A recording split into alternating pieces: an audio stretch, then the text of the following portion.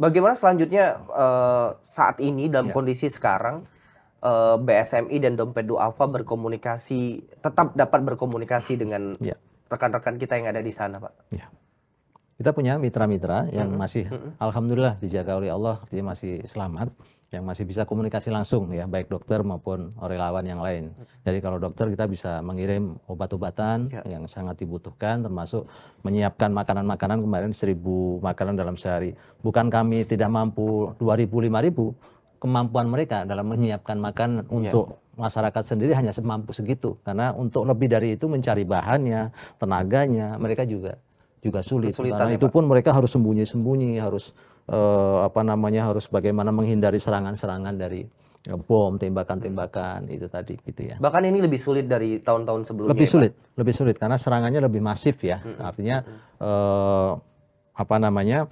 teknologinya lebih tinggi daripada tahun 2010 dan sebelumnya, ya, baik dari serangan daratnya maupun dari udaranya dan juga lautnya tadi pasti lebih dahsyat dan memang lebih masif sampai artinya benar-benar ingin menghabiskan ya masyarakat yang ada di Gaza tadi. Walaupun Amerika juga sudah memberikan warning gitu ya, tapi masih aja jalan seperti itu. Pak Jazuli, sesulit apa? Apa kendalanya?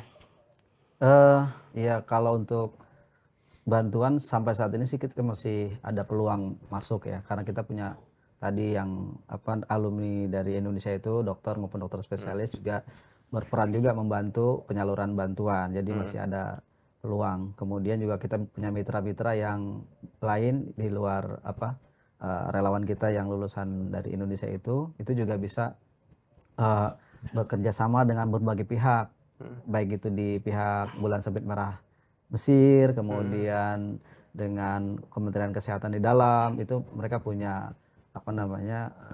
perjanjian seperti itu, jadi memungkinkan untuk bantuan-bantuan yang masa sekarang ini, masa gencatan senjata 4 hari ini bisa dimanfaatkan. Dan kami rencananya memang akan mengirim bahan bakar, kemudian itu yang sangat mendesak. Mengirimkan bahan bakar. Iya, karena rumah sakit kan nggak bisa beroperasi kalau nggak ada diesel hidup, nggak ada listrik, nggak bisa, lampu juga nggak nyala kalau ini kan luar biasa. Jadi alat-alat pun tidak berfungsi kalau nggak ada bahan bakar.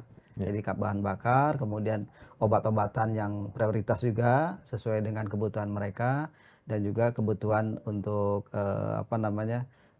pelengkap kehidupan ya buat anak-anak dan wanita. Jadi ini yang 4 hari masa ini kami akan dorong ke Gaza gitu. Belakangan juga kan pemerintah juga mengirimkan bantuan ya Pak Herman, juga disupport oleh teman-teman Dompet Duafa, BSMI juga ya Pak ya. Katanya Pak ada kendala logistik kita ditahan dan lain-lain. Ya.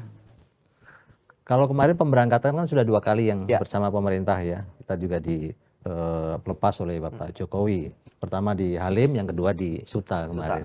Nah yang Halim kemarin sudah masuk.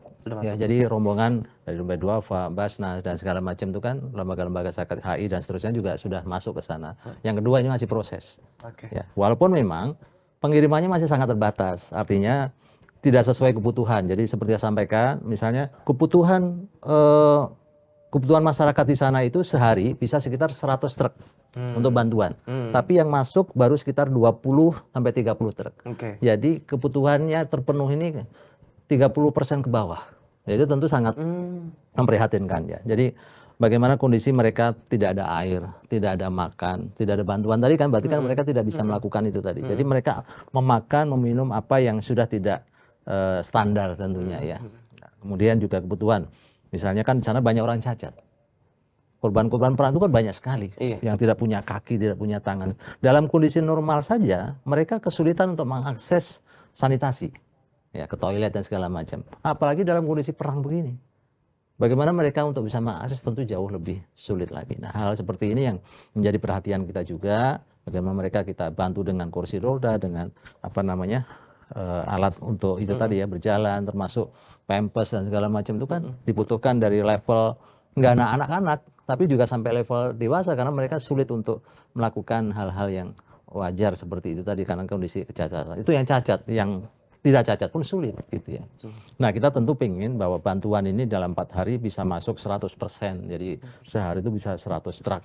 Ya, karena kalau terlambat ini kan ada makanan-makanan juga yang khawatirnya kadaluarsa. Ini kan yang tidak kita harapkan. Dulu waktu kita tahun 2010 kita diajak ke pinggiran gitu ya, itu ada tunnel-tunnel. Ya, bawah tanah gitu ya, yang kita ngelihat ada Indomie sekarang itu dikirim lewat situ gitu ya.